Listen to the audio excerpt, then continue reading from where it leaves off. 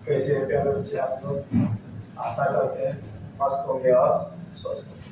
कल हम जहाँ तक पढ़े थे आज हम उससे आगे बढ़ेंगे। कल हम यानी पार्ट 1 पढ़े थे, आज हम पार्ट 2 पढ़ेंगे। आज हम पार्ट कितना पढ़ेंगे? पार्ट 2 पढ़ेंगे। कल कितना पार्ट पढ़े थे? पार्ट 1 पढ़े थे।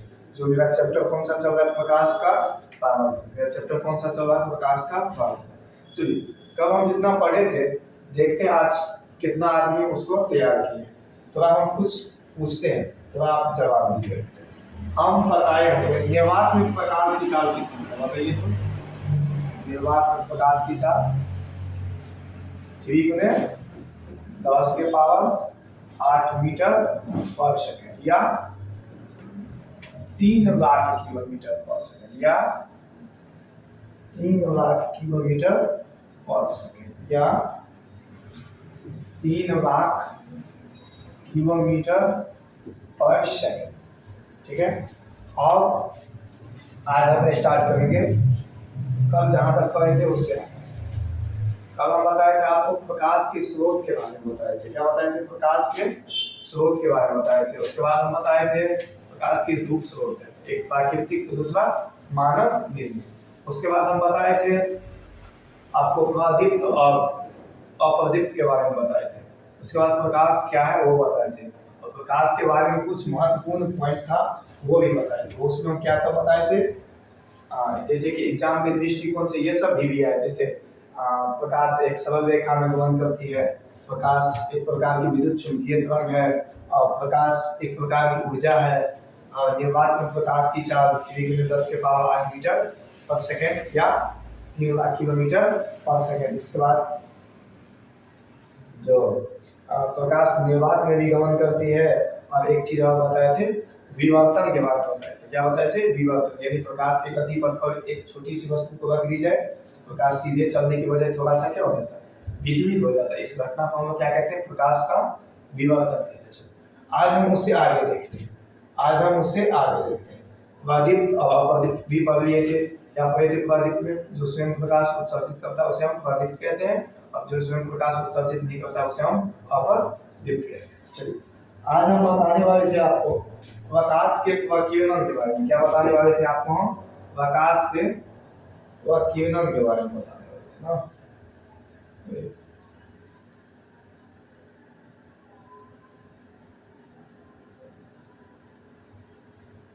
चलिए आज हम किसके बारे में बताने वाले हैं आपको? प्रकाश के प्रकीर्णन के बारे में। चलिए देखते हैं क्या है, किसके बारे में बताने वाले हैं? प्रकाश के प्रकीर्णन के बारे में। प्रकाश के प्रकीर्णन, प्रकीर्णन क्या है? प्रकाश के प्रकीर्णन क्या है? क्वेश्चन क्या है? प्रकाश के प्रकीर्णन क्या है? यह क्वेश्चन आपको पूछ दिया था बिहार बोर्ड एग्जाम 2024 में पूछा था। कब पूछा था? बिहार बोर्ड एग्जाम 2024 में पूछा। चलिए अब देखते हैं हम इसका आंसर क्या होगा। जैसे कि एक चीज देखिए, यहाँ पे हम एक टॉर्च बना रहे हैं। ठीक है, गौर से देखिए, यहाँ पे हम एक टॉर्च बना रहे हैं।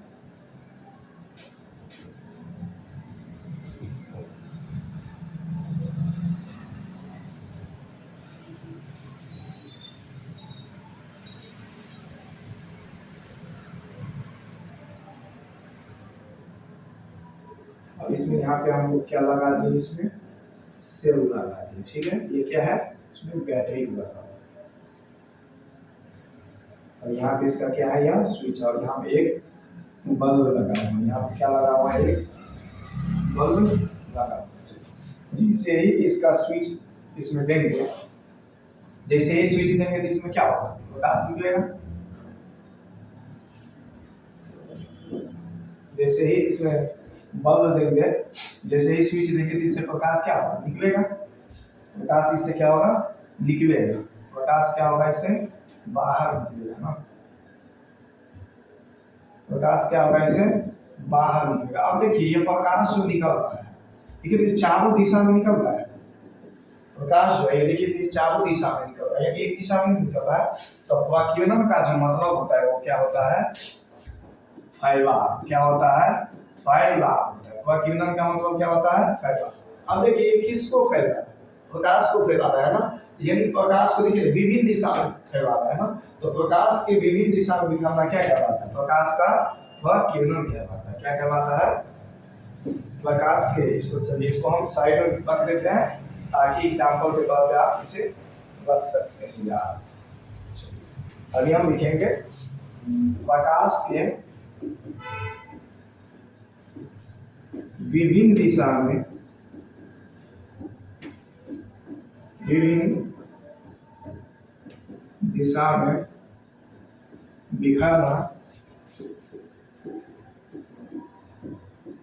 बिखरना प्रकाश का किरण कहलाता है।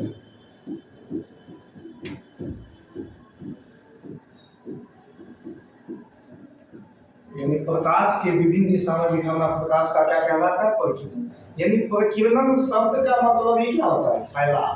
प्रकिरण शब्द का मतलब ही क्या होता है? फैलाव, यानी फैलाना होता है। ठीक है, तो प्रकाश के विभिन्न दिशा में बिखरना क्या कहलाता है? प्रकाश के वह किरण कहलाता है। चलिए अब हम इसे आगे देखते हैं। अब हम किरण के बारे में जानकारी लेंगे। चलिए देखिए यही इसमें भी लिखा हुआ है, जो प्रकाश के विभिन्न दिशा में बिखरना प्रकाश का क्या कहलाता है? वह किरण कहलाता है। अभी हम लोग अब जो जानकारी लेंगे वो किसके बारे में जानकारी लेंगे? किरण के बारे में। अब किसके बारे में हम लोग पढ़ेंगे? किरण के बारे में। चलिए देखते हैं आखिर ये किरण क्या होता है। क्या देखते हैं हम? किरण क्या होता है।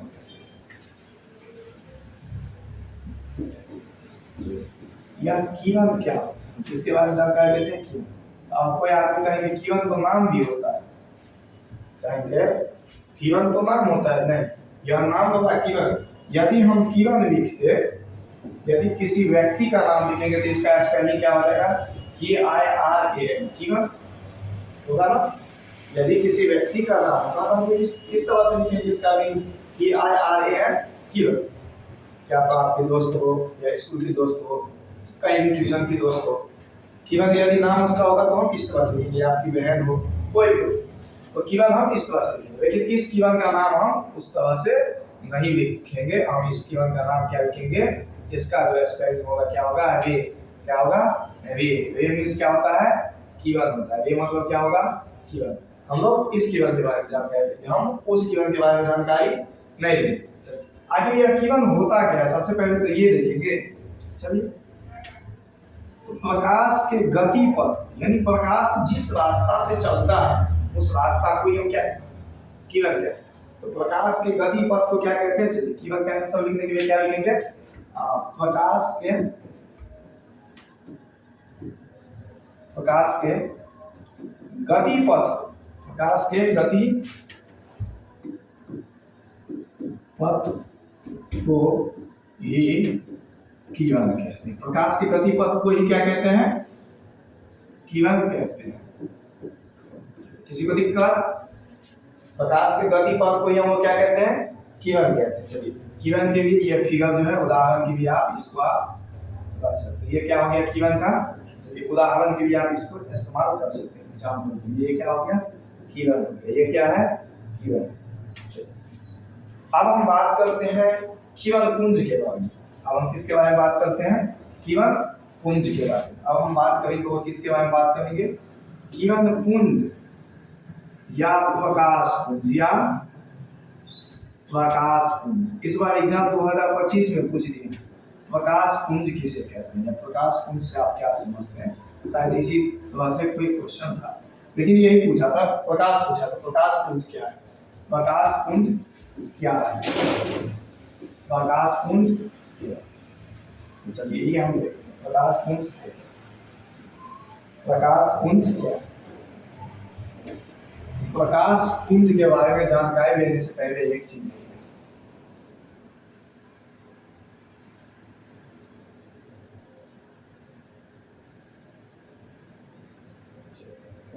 प्रकाश पुंज क्या है? देखिए अभी हम क्या बता रहे हैं, जो इस तरह से था तो किरण था, अकेले था तो क्या था? किरण था। अभी हम क्या बोले थे? प्रकाश के गति पथ को क्या कहते हैं? किरण कहते हैं। अभी हमको क्या पढ़ना है? किरण पुंज या प्रकाश पुंज। ये कब पूछा है? एग्जाम 2025 में शायद इस बार पूछ लिया था। ठीक है, ये बीएससी के एग्जाम में पूछा है, बिहार बोर्ड के एग्जाम में, BSc के एग्जाम, ठीक है। ये कौन से एग्जाम में पूछा है? PSEB के एग्जाम में पूछा है 2025 इसी साल। तो अकेले था तो हम लोग किरण कहते हैं, ठीक है। लेकिन यह बहुत सारा किरण हो जाएगा, तब इसे हम क्या कहेंगे? किरण पुंज या प्रकाश पुंज। देखिए अकेले था तो ये किरण था, अकेले था तो किरण था, अकेले ये था तो क्या था? किरण था। एक मिनट, हाँ, अकेले था तो किरण था, लेकिन बहुत सारा किरण था, यदि किरण के समूह को ही हम लोग क्या कहते हैं? किरण पुंज। अब ये समूह में हो गया, तब ये क्या हो जाएगा? अब ये क्या हो जाएगा? किरण पुंज हो जाएगा। अब ये क्या हो जाएगा? किरण पुंज हो जाएगा, या प्रकाश पुंज आप इसी को कहते हैं, ठीक है, या प्रकाश पुंज। जब अकेले था तब तो किरण पुंज था, लेकिन अब समूह में जब आ गया तो ये क्या हो गया? किरण पुंज। क्या हो गया? यह किरण पुंज। चलिए अब इसे हम साइड करते हैं और इसका डेफिनेशन हम आपको बता रहे हैं। इसको हम ऊंचाई तो क्या लिखेंगे? किरणों के समूह को हम क्या कहते हैं? किरण पुंज कहते हैं। क्या कहेंगे? इसका आंसर क्या लिखेंगे? किरणों के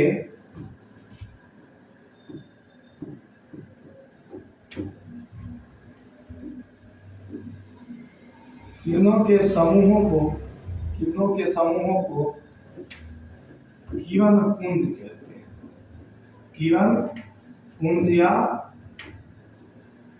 किरण पुंज या प्रकाश पुंज कहते हैं।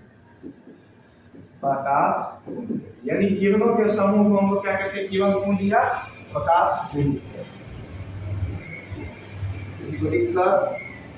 किरणों के समूह को हम लोग क्या कहते हैं? किरण पुंज या प्रकाश पुंज कहते हैं। किरण किसे कहते हैं? प्रकाश की गति पथ को हम क्या कहते हैं? किरण कहते हैं। और किरण पुंज किसे कहते हैं? किरणों के समूह को हम क्या कहते हैं? किरण पुंज कहते हैं। अब हम चलते हैं इससे आगे। अब बात आ रही है किरण पुंज कितने प्रकार के?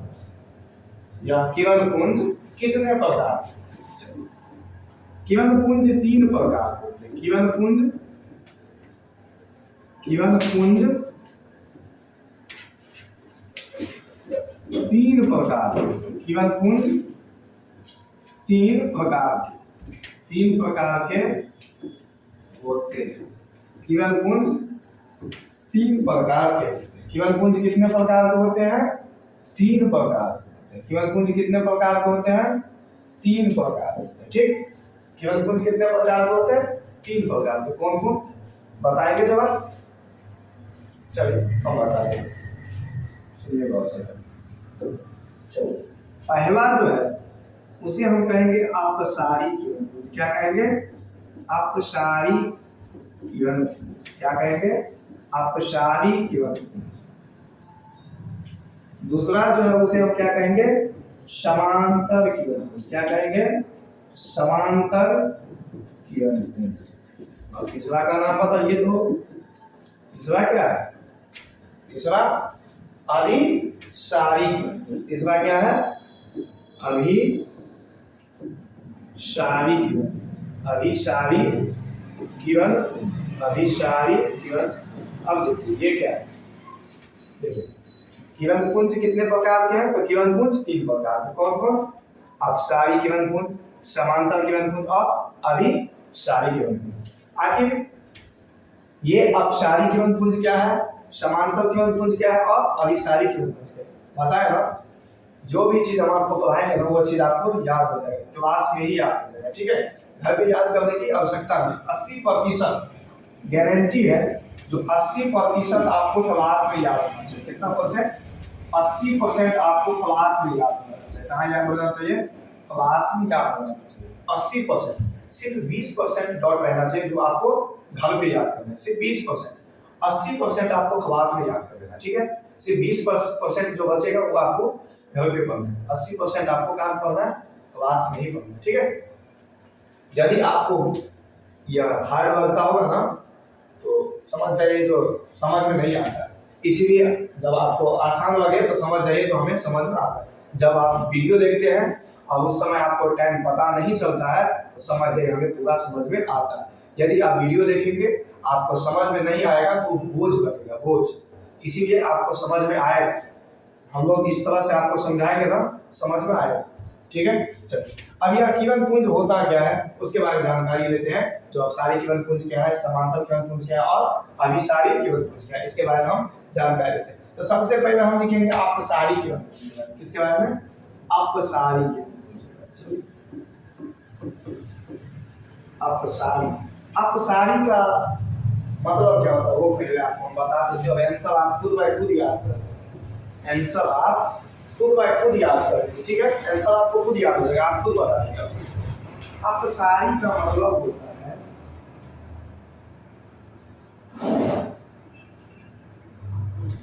अपसारी का दूसरा जगह लिख लीजिए, दूसरा जगह लिखिए समांतर, और तीसरा जगह लिखिए अभिसारी। तीसरा जगह क्या लिखिए? अभिसारी।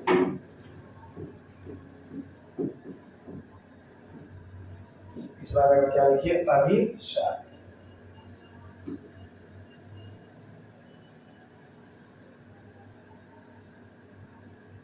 चलिए अब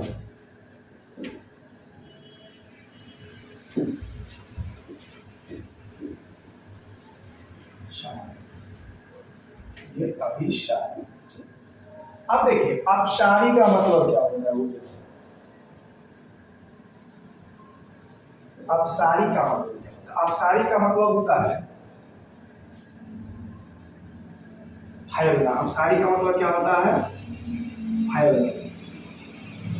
अपसारी का मतलब क्या होता है? फैलना। समांतर का मतलब क्या होता है? एक दूसरे के समान, एक दूसरे के समान, एक दूसरे के समान, एक दूसरे के समान। और अभिसारी का मतलब क्या होता है? जमा। क्या होता है? जमा, जमा, एक बिंदु पर जमा होना। इसका मतलब क्या होता है? जमा होना। एक बिंदु पे क्या होना? जमा होना। एक बिंदु पे क्या होना? जमा। एक बिंदु पे क्या होना? जमा होना। एक बिंदु पे क्या होना? जमा। अब देखिए फैलना, अपसारी का मतलब क्या होता है? फैलना, यानी एक बिंदु से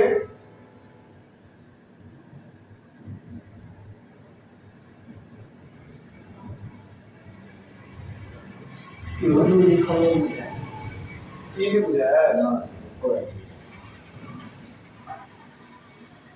चलिए ये देखिए, तो इसको हम दूसरा कलर से लिख देते हैं। ये अभी दिख रहा है ना, इसे हम दूसरा कलर से लिख देते हैं। यहाँ पर हम क्या लिखे थे? समांतर लिखे थे, वही ना, समांतर लिखे थे। और यहाँ पर हम क्या लिखे थे? अभिसारी लिखे थे। क्या लिखे थे? अभिसारी। किसी को दिक्कत?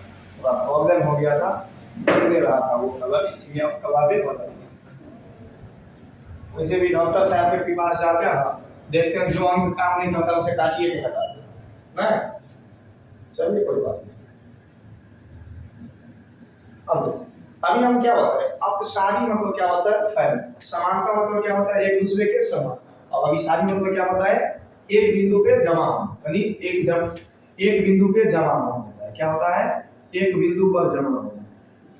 एक मिनट यहाँ पे लिख देते हैं, एक बिंदु पर जमा होना। कहाँ पर? एक बिंदु पर जमा होना। एक बिंदु पर जमा, यानी यह डायरेक्ट आप समझ लीजिए यहाँ लिखा हुआ है एक बिंदु पे क्या होगा? जमा। ठीक है, अब देखिए यानी यह कह क्या रहा है? फैल, यानी एक बिंदु से जब फैलती हुई चली जाए, जब प्रकाश की किरण एक बिंदु से फैलती हुई चली जाए तब उसे हम क्या कहेंगे? अपसारी किरण। जब प्रकाश की किरण किसी एक बिंदु से फैलती हुई चली जाए तब उसे क्या कहेंगे? अपसारी किरण। देखते हैं ना अभी हम क्या होता है? अपसारी मतलब क्या होता है? फैलना। और जब एक बिंदु से प्रकाश की किरण फैलती हुई चली जाए तब उसे हम क्या कहेंगे? अपसारी किरण। जब एक दूसरे के समांतर हो, जब प्रकाश की किरण एक दूसरे के क्या हो? समांतर हो, तब उसे क्या कहेंगे? समांतर किरण। जब प्रकाश की किरण एक दूसरे के समांतर हो तब उसे क्या कहेंगे? समांतर किरण। अब क्या है? एक बिंदु पर जमा होगा ना, तब फैलती हुई आकर किसी एक बिंदु पर जमा होना बोलता है जब फैलती हुई प्रकाश की किरण आकर एक बिंदु पर अवसरित होना, ये क्या कहलाता है? अभिसारी किरण पुंज कहलाता है। क्या कहलाता है? अभिसारी किरण पुंज कहलाता है। अब देखिए अभी आपको क्या होता है, अभिसारी किरण पुंज में क्या होता है? अपसारी मतलब क्या होता है? फैलना। यानी एक बिंदु से जब फैलती हुई चली जाएगा तब उसे क्या कहेंगे? अपसारी। यानी जब फैल रहा है तब क्या होगा? अपसारी। यानी जब फैलता है तो क्या होगा? अपसारी। जब एक दूसरे के क्या हो? समांतर है तो समांतर। और जब फैलती हुई आकर एक बिंदु पे जब जमा हो रहा है तब क्या कहलाएगा? अभिसारी किरण। क्या कहलाएगा? अभिसारी किरण। क्या कहलाएगा? अभिसारी किरण। क्या सोचिए, हम आपको किरण के बारे में अभी तुरंत बताएं। आपको किसके बारे में बताएं? किरण के बारे में। किरण वह प्रकाश के गति पथ को हम लोग क्या कहते हैं? किरण कहते हैं। ये उसका क्या हो गया? फोटो। हाँ, किरण पुंज किसे कहते हैं? किसी को प्रकाश पुंज भी कहते हैं। यह एग्जाम कब पूछा है? 2025 में, इसी वर्ष पूछ लिया। कब पूछा है? इसी वर्ष 2025 में पूछा है। अब आप साथ ये क्या कहते हैं? किरण पुंज किसे कहेंगे? किरणों के समूह को हम लोग क्या कहते हैं? किरण पुंज कहते हैं। उसके बाद किरण पुंज कितने प्रकार का बताया अभी आपको? 3 प्रकार के। अपसारी किरण पुंज, समांतर किरण पुंज और अभिसारी किरण पुंज। अपसारी किरण पुंज में क्या होता है? जब प्रकाश की किरण एक बिंदु से फैलती हुई चली जाती है तो उसे क्या कहेंगे? अपसारी किरण पुंज। और जब प्रकाश एक दूसरे के क्या हो? समान हो तब क्या कहेंगे? उसे समांतर किरण पुंज। और उसके बाद क्या है? अभिसारी में क्या है? फैलती हुई आकर एक बिंदु पे जब जमा हो जाता है तब उसे क्या कहेंगे? अभिसारी किरण पुंज। अवसरित का मतलब क्या होता है? जमा होना। हम आपको पहले बता दिया। अभिसारी का मतलब क्या होता है? एक बिंदु पे आकर जमा होना। अब अपसारी मतलब क्या होता है? आपको फैलना। समांतर का मतलब क्या होता है? एक दूसरे के क्या हो? समांतर। अब हम आपको थोड़ा माध्यम के बारे में बताते हैं। अब हम आपको थोड़ा माध्यम के बारे में बताते हैं। अभी हम माध्यम के बारे में आपको बताते हैं। चलिए प्रयास कीजिएगा समझने की। अब हम भी प्रयास करेंगे आपको समझाने की। यानी शिक्षक का काम यही होता है तो बच्चा को कैसे भी संतुष्ट करे। आप मेरे छोटे भाई जैसे हैं और हम आपके बड़े भाई हैं, तो बड़े भाई के पास कोई शर्म विचार की चीज नहीं होना चाहिए। यानी बड़े भाई से पूछने में शर्म नहीं करना चाहिए। मेरे कहने का मतलब ये हो, जो बड़े भाई से कोई भी पूछिए एक प्रकार से आप समझिए आप मेरे छोटे भाई, आप मेरे छोटे भाई और आपके हम बड़े भाई। तो इसीलिए आप लोग जो है वीडियो को दोस्तों के पास क्या कीजिए? शेयर कीजिए। वीडियो को दोस्तों के पास क्या कीजिए? शेयर कीजिए और लाइक कीजिए। और क्या कीजिए? लाइक कीजिए और साथ सब्सक्राइब भी कीजिए। क्या कीजिए? सब्सक्राइब भी कीजिए ताकि हम कोई भी नया वीडियो डालें और आपको क्या मिले? नोटिफिकेशन मिले। ज़्यादा से ज़्यादा आप दोस्तों के पास इस वीडियो को शेयर करें ताकि ज़्यादा से ज़्यादा बच्चा को क्या हो? जानकारी हो। वीडियो देखेगा, समझे? चलिए अभी हम बात करते हैं जो पढ़ाने वाले थे। हम क्या पढ़ाने वाले थे? आपको माध्यम के बारे में। क्या पढ़ाने वाले थे? प्रकाशीय माध्यम के बारे में।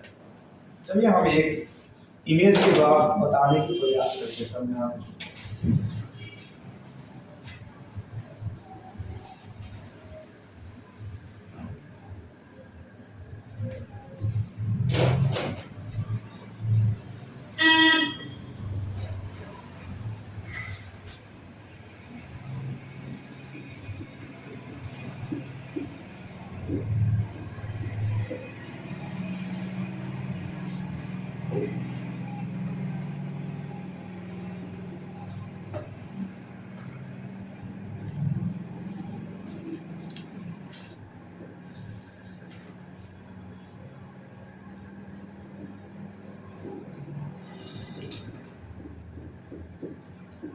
चलिए देखिए थोड़ा तो हो गया ये फिगर इसका कंप्लीट। अब जैसे कि यहाँ पे सूर्य की प्रकाश है, जैसे कि यहाँ पे क्या है?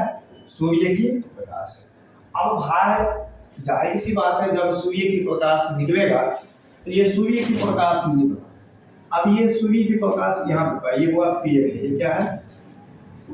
एक पेड़ है।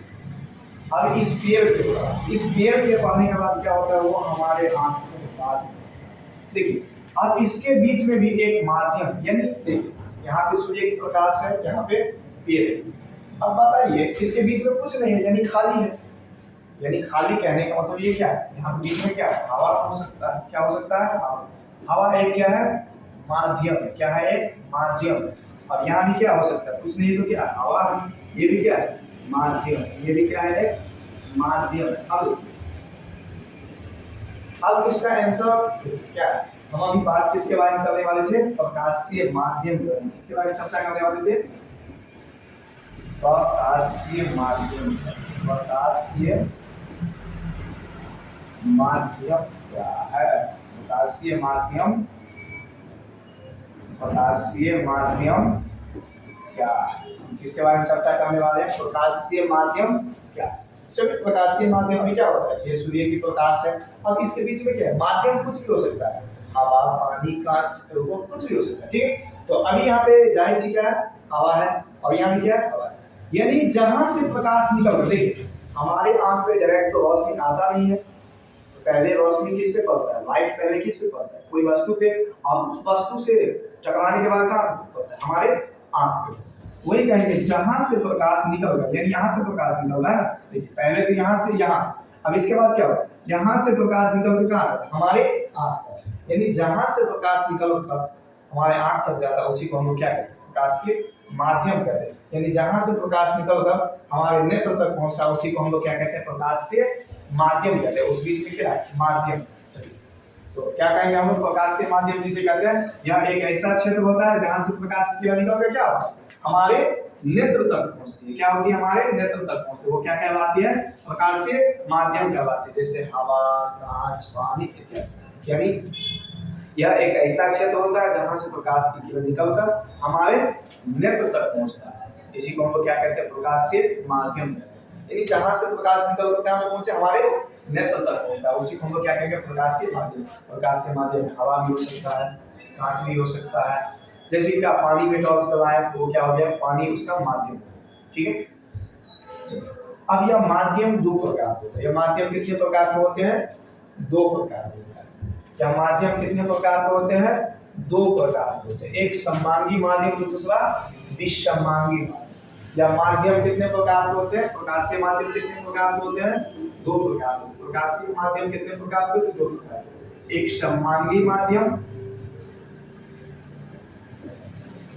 एक सममांगी माध्यम, और दूसरा विषममांगी माध्यम। दूसरा क्या होता है, विषममांगी माध्यम, विषममांगी माध्यम।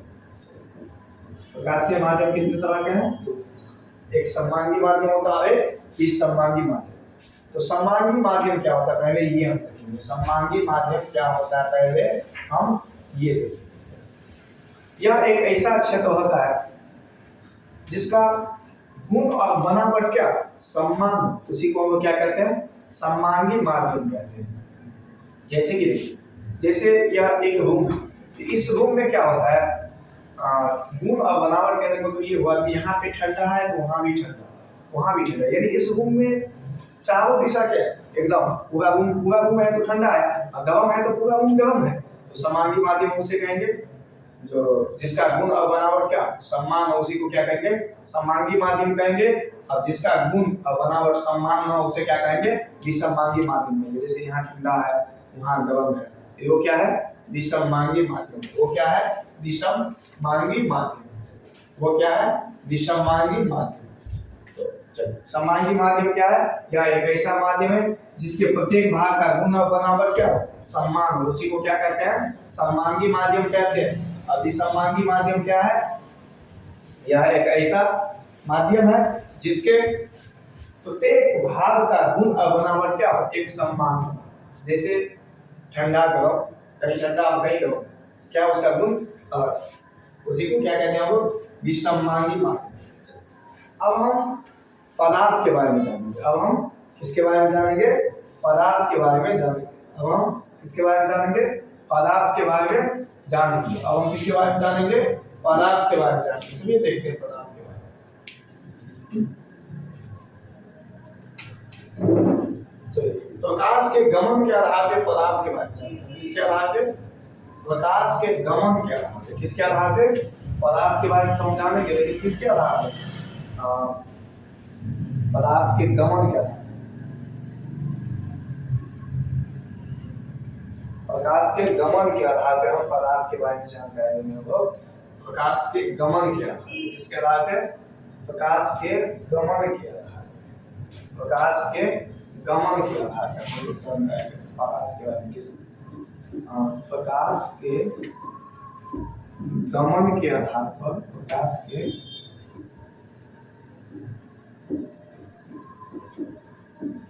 गमन के आधार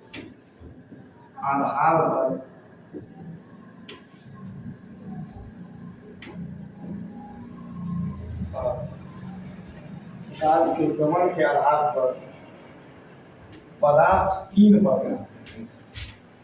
प्रकाश के गमन के आधार पर पदार्थ,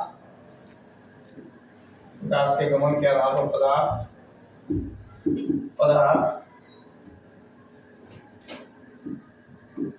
पदार्थ तीन प्रकार के। कितने प्रकार के होते हैं? तीन प्रकार के होते हैं, तीन प्रकार के होते। चलिए देखते हैं।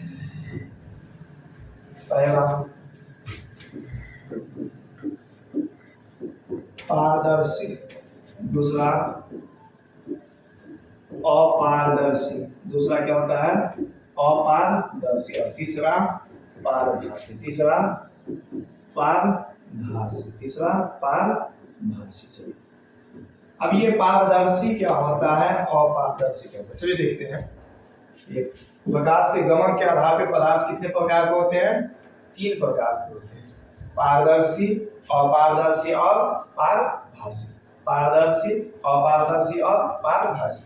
अब ये पारदर्शी क्या होता है और अपारदर्शी क्या होता है और पारभासी क्या होता है, इस तीनों के बारे में हम लोग बारी बारी से जानकारी लेंगे। तो चलिए सबसे पहले हम ये देखते हैं कि ये पारदर्शी पदार्थ है।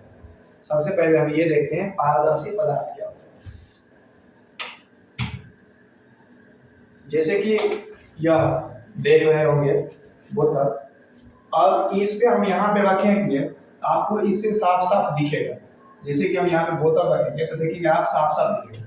पारदर्शी पदार्थ कहने का मतलब ये हुआ जो ऐसा पदार्थ जिससे प्रकाश आसानी से पार कर जाए, उसी को हम लोग क्या कहते हैं? पारदर्शी पदार्थ है। ऐसा पदार्थ जिससे प्रकाश आसानी से पार कर जाए, उसी को हम लोग क्या कहते हैं? पारदर्शी पदार्थ कहते हैं। पारदर्शी पदार्थ क्या है? ऐसा पदार्थ जिससे प्रकाश क्या होता है? आसानी से पार कर जाए, उसी को क्या कहते हैं? पारदर्शी। और अपारदर्शी में क्या है? ऐसा पदार्थ जिससे प्रकाश आसानी से पार न करे, उसी को हम क्या कहते हैं? अपारदर्शी। अब जैसे कि लकड़ी, पत्थर, लोहा, ये सब क्या है? अपारदर्शी। और पारदर्शी में क्या है?